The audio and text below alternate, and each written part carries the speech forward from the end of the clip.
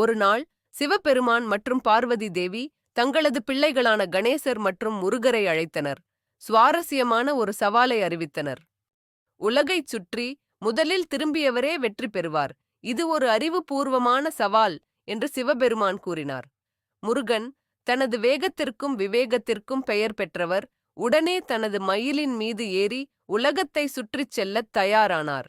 அவரது மயில் வண்ணமயமான இறகுகளுடன் அதிவேகமாக வானத்தை நோக்கி பறந்தது. அவர் உலகின் உயர்ந்த மலைகளையும் கடந்து கடல்களைத் தாண்டி உலகின் எல்லைகளைக் கடந்து பறந்து சென்றார்.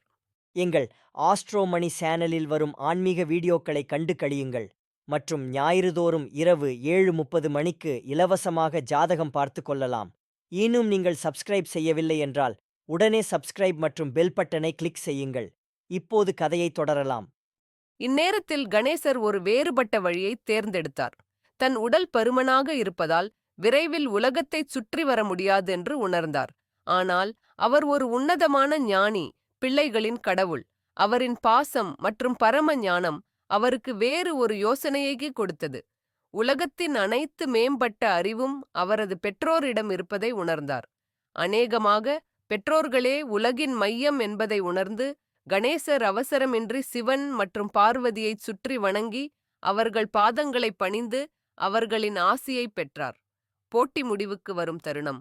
முருகன் விரைவாக உலகைச் சுற்றி வந்தபோது கணேசர் தனது சவாலை முடித்து அவர்களின் முன்னே அமைதியாக அமர்ந்திருந்தார். முருகன் ஆச்சரியத்தில் திளைத்தார். அவர் எவ்வளவோ தூரம் சென்றிருக்க கணேசர் அசைவின்றி எப்படி முன்னால் வந்தார் என்று தெரியவில்லை. சிவபெருமான் சிரித்து விஷயத்தை விளக்கினார். உலகின் எல்லா ஞானமும் எல்லா மகிழ்ச்சியும் பெற்றோரிடம்தான் இருக்கிறது. கணேசர் உண்மையான ஞானத்தை புரிந்து கொண்டார். அவரின் நடைமுறை அறிவும் பெற்றோர்களை வணங்கும் அவரது அன்பும் அவருக்கு வெற்றியை வழங்கியது. இந்த கதை மூலமாக கணேசரின் ஞானமும் பெற்றோரின் மேன்மையும் வெளிப்படுகின்றது. முருகனும் இதை உணர்ந்து தனது சகோதரரின் அறிவின் மேல் ஆழ்ந்த மரியாதையை வளர்த்துக் கொண்டார். இக்கதை ஒருவருக்கு வேகம் மற்றும் விவேகம் எவ்வளவு முக்கியம் என்பதை உணர்த்துகிறது மற்றும் பெற்றோரின் முக்கியத்துவத்தையும் விளக்குகிறது.